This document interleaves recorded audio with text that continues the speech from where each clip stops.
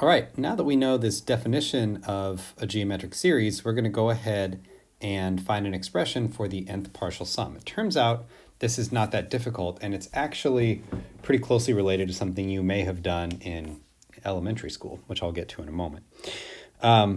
So here's the deal. Our partial sum, S sub n, that's when we add up the first n terms of our geometric series, which is a plus ar plus ar squared plus ar cubed, all the way up until we do ar to the n minus 1. It's the n minus 1 because it is the nth term, and our first term is just a, I guess r to the 0. And because I don't like that to the n minus 1, I'm going to multiply both sides here by an r. So this will turn into, my first term here will be a r, because this a that I started out with here, when I multiply by r, turns into my ar. My ar is going to turn into an ar squared when I multiply it by another r, etc., all the way along. I'll still have an a to the r, a times r to the n minus 1, but my last a times r to the n minus 1, when I multiply by r, I get a times r to the n. And now I'm going to take this top thing and I'm going to subtract the bottom one. So I get s sub n minus r times s sub n equals, well, a minus nothing just leaves me with the a, and then all of these other terms in here, the ar squared, ar cubed, all the way up to there, those are all going to cancel when I do the subtraction, and I'm going to be left with a minus a r to the n. And maybe I'll make this a little bit prettier. So a minus a r to the n. And then on the left-hand side here, I'm going to factor out my s sub n. And just for fun, on the right-hand side, I'll factor out the a. And now I'll divide both sides by 1 minus r. So what I've done is I've now given a formula for the nth partial sum, a times 1 minus r to the n over 1 minus r. And what's nice about this is I don't have to, in my original expression for s sub n, I had to add up a whole bunch of things. Here, I just need to know a and r, and I plug those into this formula, and I guess and n as well. But this is way easier than adding up, 30 terms if I just multiply these all things together.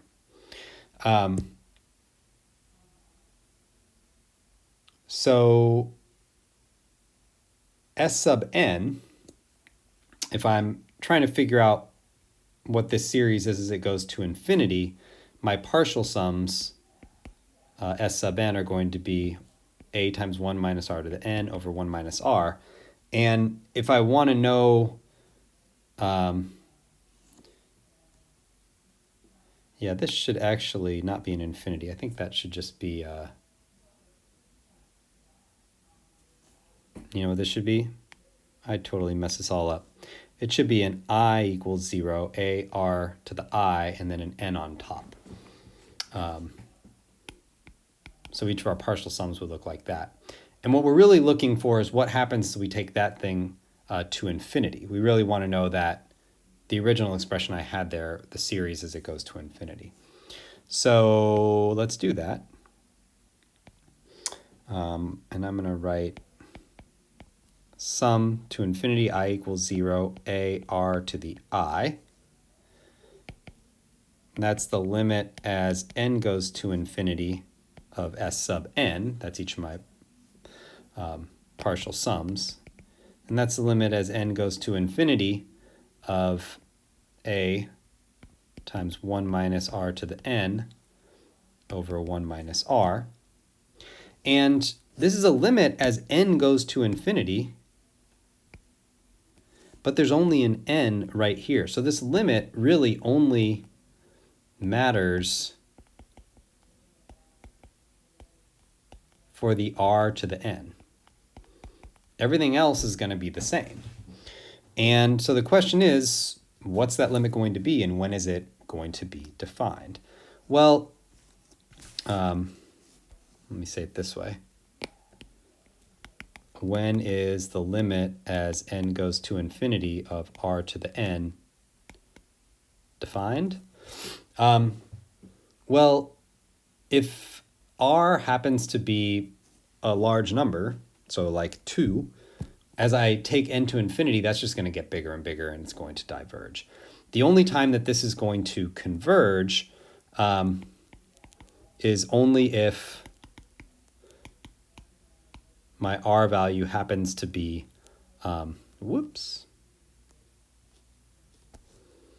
between -1 and 1. So if my r happens to be such that the absolute value of it is less than 1, the geometric series converges. And if the absolute value of r is greater than or equal to 1, the geometric series diverges. And this kind of makes sense. If your ratio is between -1 and 1, each time you multiply by that ratio, each term is getting smaller, and you're adding up smaller and smaller things. But if your ratio is greater than or equal to 1, you're either staying the same or you're getting bigger, and that's going to make things look not as well. Oh, and I actually now want to put that into a theorem. So if your ratio is less than 1, your geometric series, this limit as n goes to infinity of r to the n, that's just going to equal 0, because each time you multiply by r, you're getting smaller. So if I go to my expression up here, if that thing goes to 0, then I end up getting just a times 1 minus 0, which is just 1, divided by 1 minus r. So if my r happens to be less than 1, I have a really easy formula for figuring out what that thing converges to. And if that common ratio happens to be greater than or equal to 1, then the geometric series diverges. So really, with a geometric series, the thing that really matters is figuring out that common ratio r, and that tells us whether we converge or diverge. It doesn't actually matter that much what the a value is. The a value is only important when you actually get to figuring out what does it converge or diverge, or sorry, what does it converge to. So let's do let's do this example problem, and then I will let you do a couple exercises on your own. So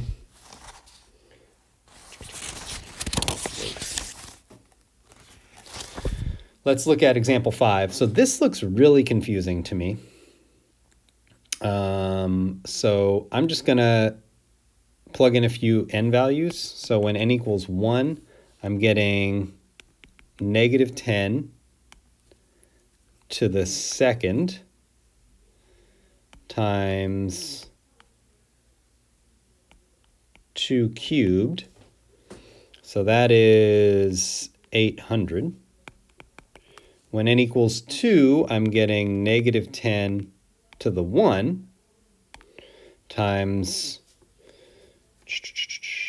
2 to the 6th, which is 64. So that's -640. Okay, seems like it's getting maybe a little bit smaller. When n equals 3, I'm getting -10 to the 0. And now I'm multiplying 64 by 8. And that gives me, what is that, 512. So -10 to the 0, that's just 1. So this is 512.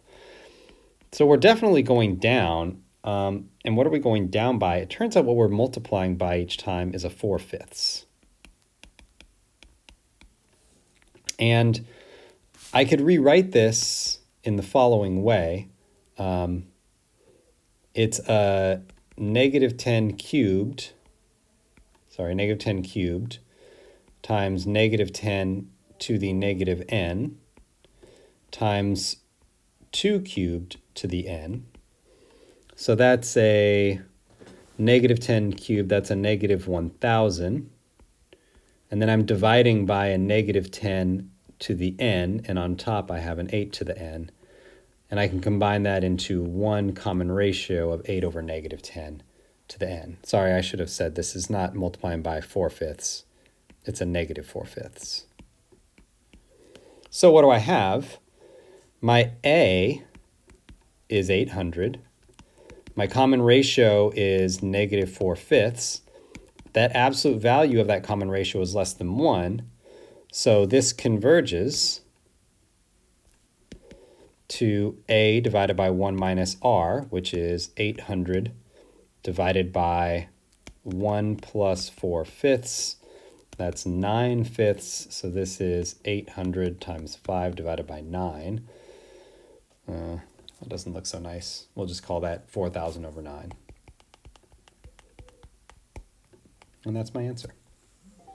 So go ahead and pause the video now and try to answer exercise 6. And when you get stuck or when you get done, unpause the video and you can see my answer. So go ahead and work on exercise 6 now.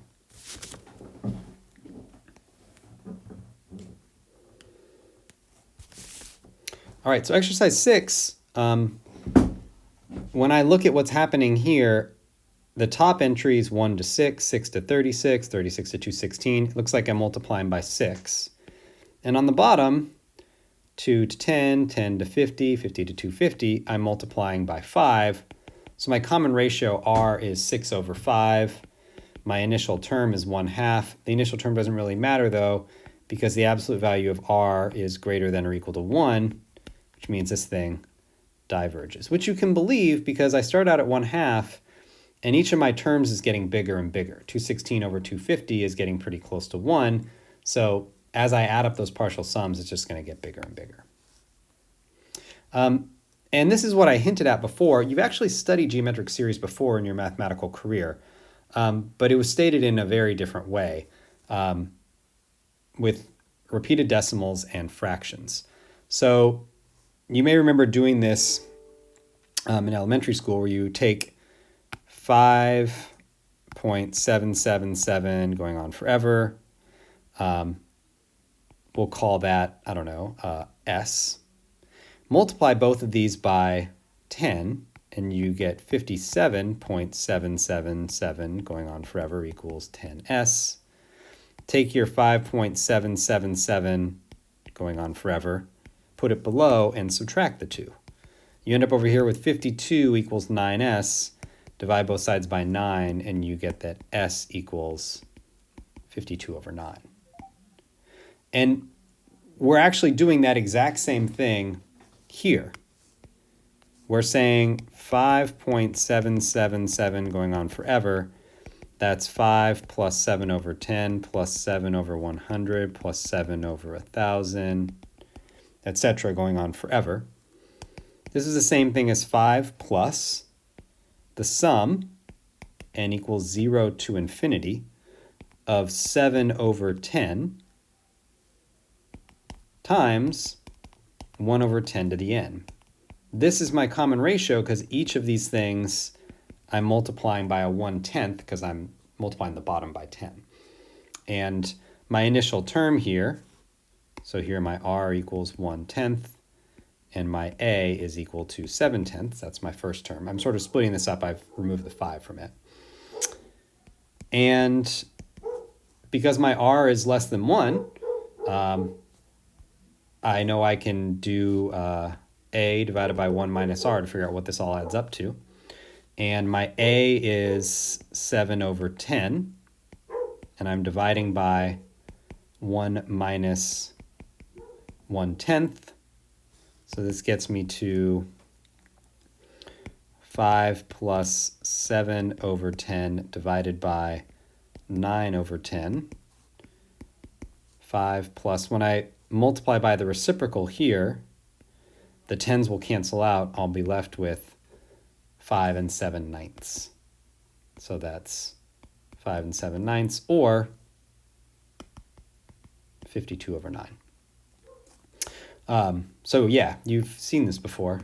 And you may have even recalled that like repeating sevens like that is going to equal 7/9. That all comes from the same idea that we're doing with geometric series.